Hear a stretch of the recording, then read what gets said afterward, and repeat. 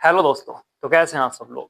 स्वागत करता हूं मैं आपका विश्वास बैच की एक और नई वीडियो में, जिसमें हम क्लास 10th मैथ पढ़ा रहे हैं। इसमें हमने अब तक दो चैप्टर कंप्लीट कर लिए हैं और तीसरे चैप्टर जो है हमारा दो चर वाले रैखिक समीकरण युग्म, इसमें हमने एक एक्सरसाइज कंप्लीट कर ली है और इसमें प्रतिस्थापन जो विधि है उससे जो हम समीकरणों को सोल्व करते हैं उसके बारे में बता दिया है। आज उसके एग्जाम्पल देखते हैं। ठीक है भाई दोस्तों।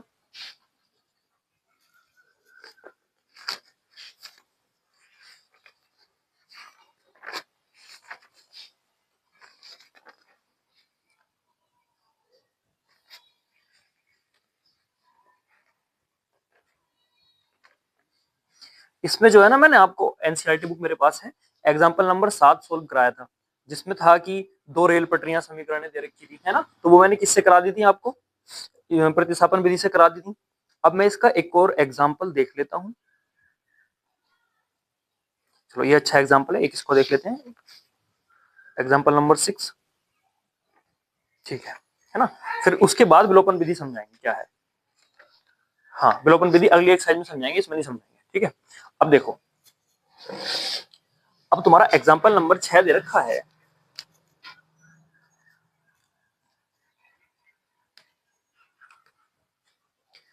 अब आपको थोड़ी सी मेहनत ये करनी पड़ेगी कि बुक अपने सामने रखनी पड़ेगी और उसमें प्रश्न को पढ़ना पड़ेगा। ठीक है। तो एक दुकान में, ये कह रहा है हमसे, एक दुकान में कोई गया, दुकान में गया, उसमें 2 पेंसिल और 3 रबड़ का मूल्य 9 है और 4 पेंसिल और 6 रबड़ का मूल्य 18 है। तो क्या हुआ, एक्चुअल में कोई एक लड़का या जो भी बच्चा है वो एक दुकान पे गया, उसने वहां दो चीजें खरीदी एक साथ, एक तो पेंसिल, दूसरी रबड़। कुछ पेंसिल ली, कुछ रबड़ ली, लेकिन उसका अलग अलग मूल्य ना देके दोनों का एक साथ पूछ लिया कि कितने रुपए हुए दुकानदार से। तो उन्होंने कहा कि इतने इतने रुपए हुए। तो वो इसमें इक्वेशन में हमें पहले बनाना पड़ेगा, क्योंकि इक्वेशन बनानी भी मैंने सिखाई है पिछले लेक्चर, अगर आप देखोगे तो। ठीक है। तो अब देखते हैं, इसमें शुरू करते हैं। अच्छा, एक बार वीडियो चेक कर लेते हैं। ओके। तो अब इसमें ऐसा करेंगे हम, एग्जाम्पल है ये,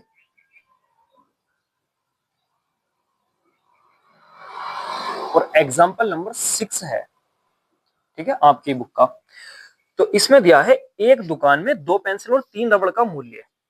तो वो जो लड़का या बच्चा है वो पेंसिल और रबड़ लेने गया, लेकिन उनका अलग अलग मूल्य नहीं पता।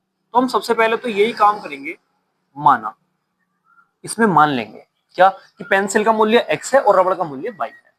माना एक पेंसिल का मूल्य, ठीक है, कितना मान लिया, x। ऐसे ही माना एक रबड़ का मूल्य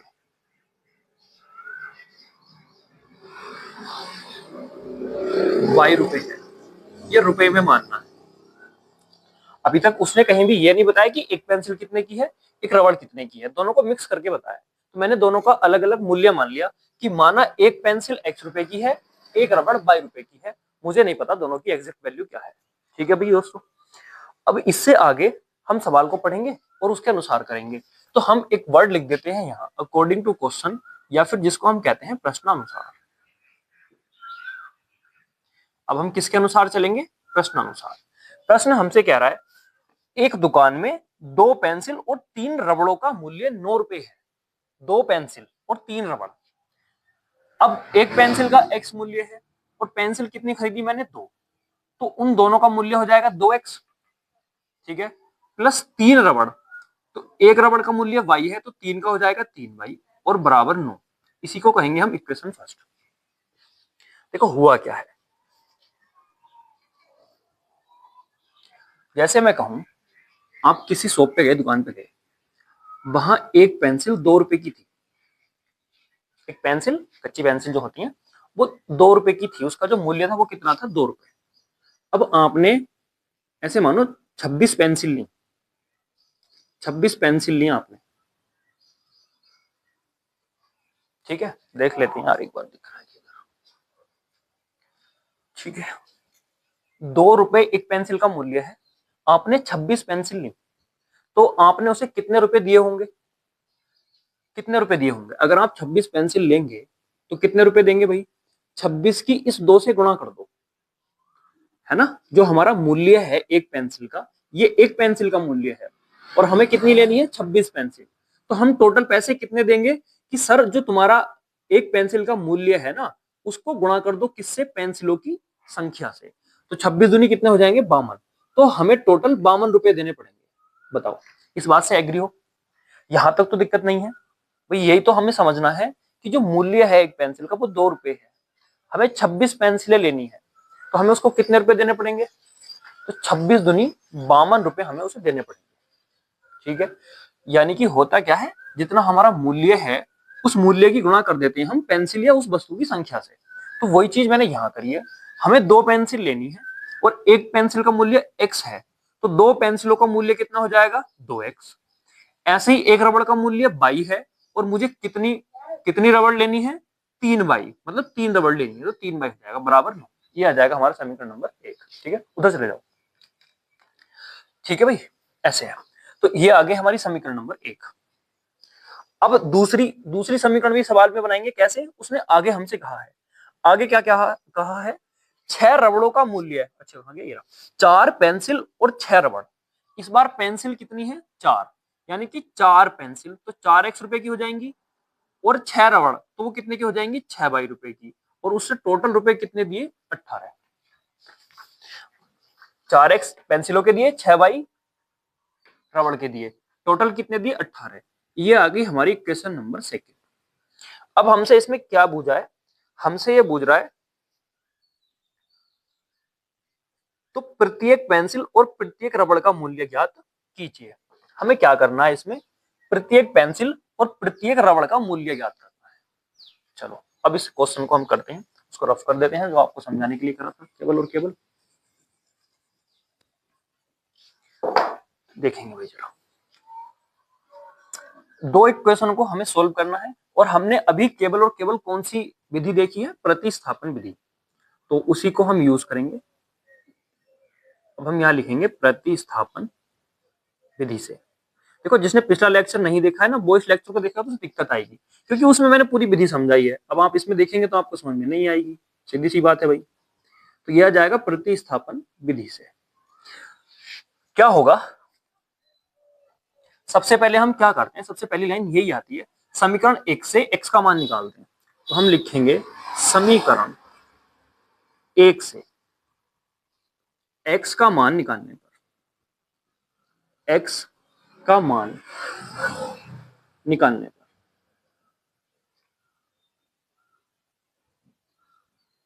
ठीक है। अब समीकरण 1 कहां है, ये रही, इसमें x कहां है, ये रहा, यहां से हमें x का मान निकालना है। तो समीकरण 1 को लिख लेता हूं, 2x प्लस 3y बराबर 9।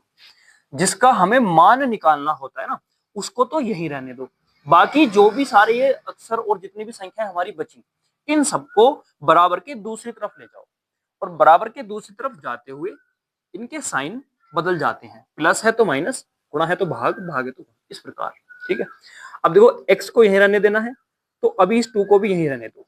पहले इस वाले पद को इधर ले जाओ, ये वाला पद इधर प्लस में उधर माइनस में पहुंचेगा, ये हो जाएगा 9 माइनस का 3 बाई। ठीक है, अब ये 2 इस x की गुणा में है तो इसको नीचे ले जाओ तो ये भाग में पहुंच जाएगा, तो x बराबर आ जाएगा 9 माइनस का 3 बाई बटे 2। अब देखो ये मेथड से ही करना पड़ेगा वरना जो विलोपन विधि है ना तुम्हारी इससे अगली वो और भी आसान है, लेकिन दोनों को समझेंगे ना तब मजा आएगा। तो अब देखते हैं, यहां तक बताओ कोई दिक्कत परेशानी, कोई दिक्कत परेशानी यहां तक तो नहीं है।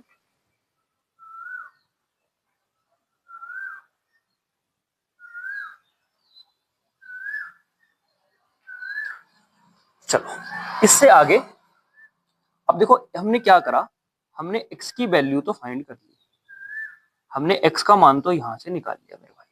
ठीक है, थोड़ा सा डिजाइन डल गया नीचे। चलो x का मान कितना आया, 9 में से 3 बाई जा रहे हैं और बटे में 2, कितना आया x का मान। अब दूसरा स्टेप क्या है, हमारा पहला स्टेप है, अगर हम इसको नाम देना तो फर्स्ट स्टेप होता है। स्टेप फर्स्ट में हम क्या करते हैं, समीकरण 1 से x का मान निकालने पर। अब इसी का अगर हम स्टेप नंबर 2 देखें तो उसमें क्या करते हैं हम, जो x का मान है ना उसको उठा के समीकरण 2 में रख देंगे। समीकरण 2 ये रही, इसमें x की जगह ये वाला मान रख देंगे। तो बस यही लिखना है मुझे, x का मान समीकरण 2 में रखने पर।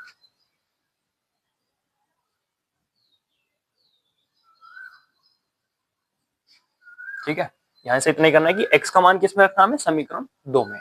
अब समीकरण 2 जो है अपनी, वो क्या है, देखो इसको यहां सोल्व करते हैं। अब समीकरण 2 है 4x प्लस 6y बराबर 18। x का मान वहां रखना है, तो इस 4 को इससे अलग कर लो, इसकी गुणा में ही तो है, और x की जगह क्या रख देंगे, 9 माइनस का 3y बटे 2। 9 माइनस का 3y बटे 2, प्लस है तो प्लस, 6y है तो 6y, बराबर 18 है तो बराबर 18। ठीक है, अब देखो ये इस पूरे के बटे में, ये गुणा में है, तो इससे कट जाएगा कितनी बार, 2 बार। अब क्या करते हैं, इस 2 के अंदर गुणा करेंगे तो दोनों से गुणा करेगा, इससे भी इससे भी। ये ध्यान रखना, जब भी ब्रैकेट के बाहर कोई संख्या होगी तो वो ब्रैकेट के अंदर जितनी भी संख्याएं सबसे गुणा करेगी। तो ये 2 जो है इससे भी करेगा, इससे भी करेगा। देखो कैसे, 2 की गुणा 9 से करोगे, 9 दूनी 18, फिर माइनस है तो माइनस, 3 दूनी 6 बाई, प्लस का 6 बाई, बराबर का 18। ठीक है, अब यहां से क्या होगा, ये प्लस का 6 बाई है, माइनस का 6 बाई है, कट जाएंगे, तो यहां से आ गया हमारा 18 बराबर 18। ठीक है, ये सवाल इसीलिए अच्छा था क्योंकि इसका सॉल्यूशन नहीं हो रहा था।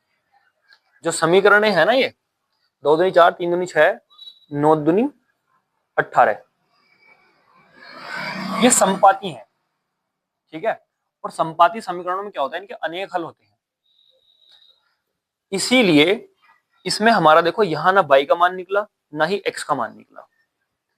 अगर यहां से y या x का मान निकल जाता, y का या x का मान निकल जाता, तो हम इसको आगे सोल्व करते, लेकिन यहां से कोई मान नहीं निकला, 18 बराबर 18 आ गया है ना। तो ये समीकरणें कैसी हैं, पहले बात तो संपाती हैं, वो मैंने बताया कैसे होती है, पिछले एक्सरसाइज में ऐसी बात हुई थी, यही बातें हुई थी। ठीक है, तो ऐसी समीकरणों के अनेक हल होंगे, और वो हल हम नहीं निकाल सकते, इनफिनिट हल होते हैं, वो हल हम नहीं निकाल सकते ना, इतने हल हम कहाँ से निकाल देंगे, तो इसलिए इन समीकरणों को कोई हल नहीं आया। ठीक है, अब देखते हैं, तो इसमें भी देखो, अगर तुम एग्जाम्पल में देखोगे तो नीचे लिखा हुआ है, यह कथन बाई के सभी मानों के लिए सत्य है। यह कथन जो है बाई के सभी मानों के लिए सत्य है, बाई का कोई भी मान रख दो, अनेक हल होंगे ना, अनेक हल। तो इसीलिए यहाँ कहा गया है क्या, कि बाई के सभी मानों के लिए कथन सत्य है, और एक्स के भी सभी मानों के लिए कथन सत्य है। कुछ भी रख दो तुम, जो तुम्हारा मन करे, प्लस माइनस, माइनस खैर क्या रखेंगे, वैल्यू है ना, नहीं रख सकते, तो वो इन इक्वेशन को क्या करना चाहिए, सेटिस्फाई करना चाहिए, हो जाएगा। ठीक है दोस्त, तो ऐसे है।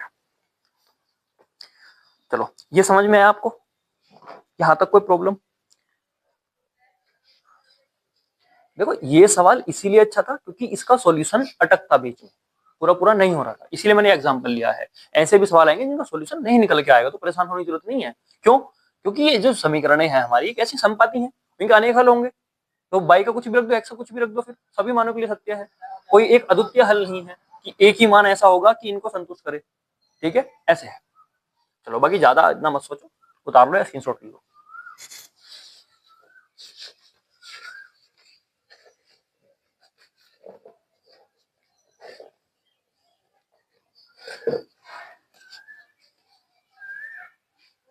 यह एक लाइन भी लिख सकते हैं आप।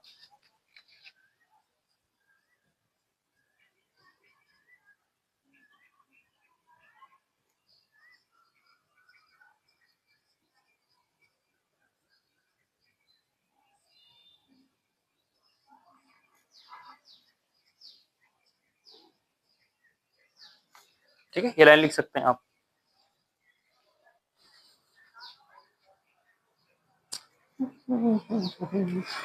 चलो एक्सरसाइज पे चलते हैं, अब इसको रफ करते हैं।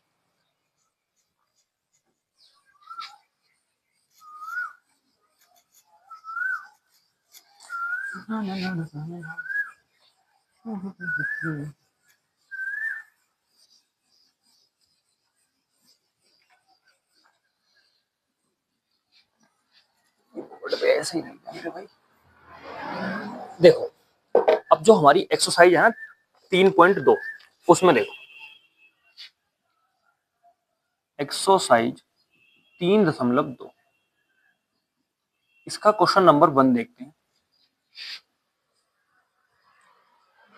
पहले का पहला क्या दे रखा है कि यदि x प्लस बाई बराबर 14 है और x माइनस बाई बराबर 4 है तो इन रेखिक समीकरण युग्मों को प्रतिस्थापन विधि से हल कीजिए। तो इस बार हमें समीकरण बनाने की कोई जरूरत नहीं, बनी हुई दी है, हमें सिर्फ विधि लगानी है। इसको मान लो समीकरण 1, इसको मान लो समीकरण 2 और यहां लिखो प्रतिस्थापन विधि से। प्रतिस्थापन विधि से ये लाइन लिखने के बाद सबसे पहले क्या करते हैं, हम समीकरण 1 से x का मान निकालते हैं। सारे के सारे स्टेप सेम चलेंगे। समीकरण 1 से x का मान निकालने पर, ये थोड़ा बड़ा हो जाता है यार, फिर इसकी जरूरत पड़ेगी, इधर बोर्ड की है ना, जगह कम पड़ जाती है। तो इस लाइन को नीचे ले लो, का मान निकालने पर।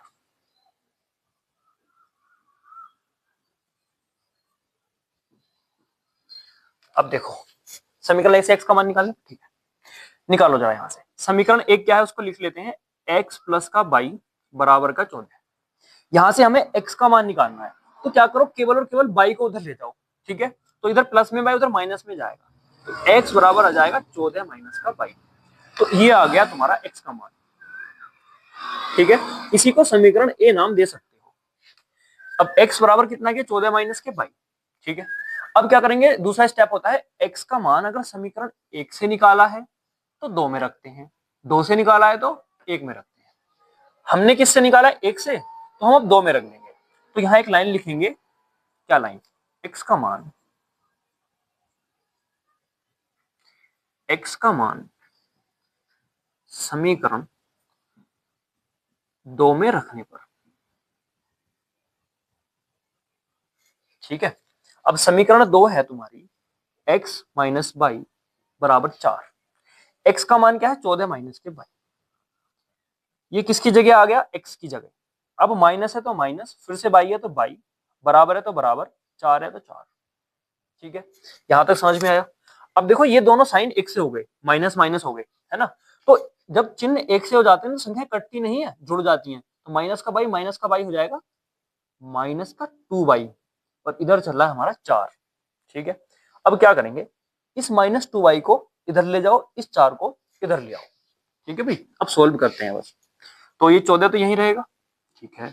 इधर से 4 आएगा प्लस में तो माइनस में आएगा, और इधर ये माइनस का 2 बाई है, उधर प्लस में चला जाएगा, ऐसे करके 14 में से 4 जाएंगे, कितने बचेंगे, 10। इधर बचेगा 2 बाई। अब देखो बाई की गुणा में तो है 2, इनके बीच कोई चिन्ह नहीं है, इसका मतलब गुणा है, ये भाग में आ जाएगा, इधर आएगा। तो भाई जब हम इसे इधर से इधर लाएंगे तो इधर ये गुणा में है, तो इधर किस में आएगा, भाग में। काटो जरा, 2 पंजे 10, तो बाई का मान कितना आ गया, सीधा सीधा हम कह सकते हैं बाई का मान आ गया 5। अब देखो इस सवाल में हमारा बाई का प्रॉपर मान निकला है, बाई बराबर कितना है, 5 है कि नहीं है। तो ऐसे ही सवाल में भी निकलता, लेकिन उसमें जो है समीकरणें क्या थी, संपाती थी, तो नहीं कर पाया। इसमें समीकरणें अच्छी हैं तो इसलिए निकल गया। अब क्या करते हैं, तीसरा स्टेप ये होता है कि बाई का मान उठा के चाहे आप यहाँ रख दो, चाहे यहाँ रख दो, चाहे यहाँ रख दो, आपको सभी जगह से सेम आंसर मिल जाएगा। तो मैं क्या करता हूँ, यहाँ इक्वेशन जो है ना, समीकरण जो है ये वाली, ये छोटी है, x बराबर 14 माइनस के बाई है, छोटी है, तो यहाँ रख देते हैं। तो ये आ जाएगा तुम्हारा, तो एक लाइन लिखनी पड़ेगी, बाई का मान समीकरण ए में रखने पर, उसको भी मान रखा है ना मैंने, समीकरण ए में रखने पर। समीकरण ए है तुम्हारी x बराबर 14 माइनस का बाई, तो ये हो जाएगा x बराबर 14 माइनस का 5। बाई का मान कितना है, 5। तो यहां से x का मान कितना निकल के आएगा, 14 में से 5 जाएंगे तो 9 बचेंगे। तो ये आ जाएगा आपका x का मान, और यही तुम्हारे आंसर भी हो जाएंगे। भाई ये x का मान है, बाई का मान है, 5 और 9 क्या हो जाएंगे, इन समीकरणों के हल हो जाएंगे, और यही तुम्हारा आंसर होगा इस सवाल का। ये है प्रतिस्थापन विधि। बताओ यहां तक मजा आया नहीं समझने में। देखो एक को एक स्टेप इतना बारीकी से समझाया तुम्हें, शायद ही कोई समझाए, ठीक है, बिल्कुल मजे से और बारीकी से। ये तभी मजा आता है जब चीजों को सारों को पता हो कि कहां से आई है कहां से नहीं, मजा तभी आता है पढ़ने, ठीक है। बाकी इसका स्क्रीनशॉट लो, वरना तुम क्या कर सकते हो, उतार भी सकते हो भाई वीडियो पॉज करके।